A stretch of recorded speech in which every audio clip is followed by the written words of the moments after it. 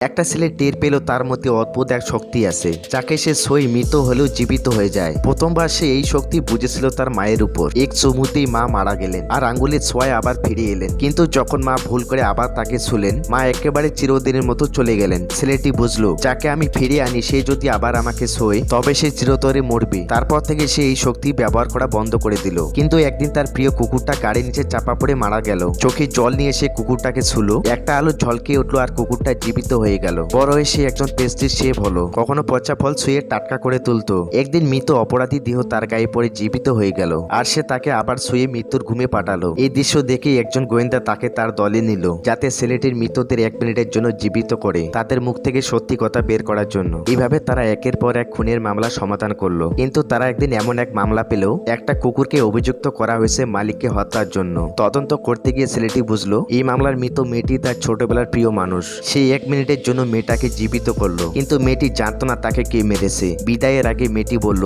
আমার প্রথম চুমু ছিল তোমার, শেষটাও তোমাকেই দিতে চাই। কিন্তু ছেলেটি জানতো যদি সে তাকে ছোঁয় মেয়েটি চিরদিনের জন্য হারিয়ে যাবে। তবুও ভালোবাসা তাকে থামাতে পারলো না। সে নিয়ম ভেঙে মেয়েটাকে চিরদিনের জন্য বাঁচিয়ে রাখলো। দুজনেই বেঁচে রইল, কিন্তু ছুতে পারবে না। এটাই তাদের জীবনের সবচেয়ে বড় অভিশাপ।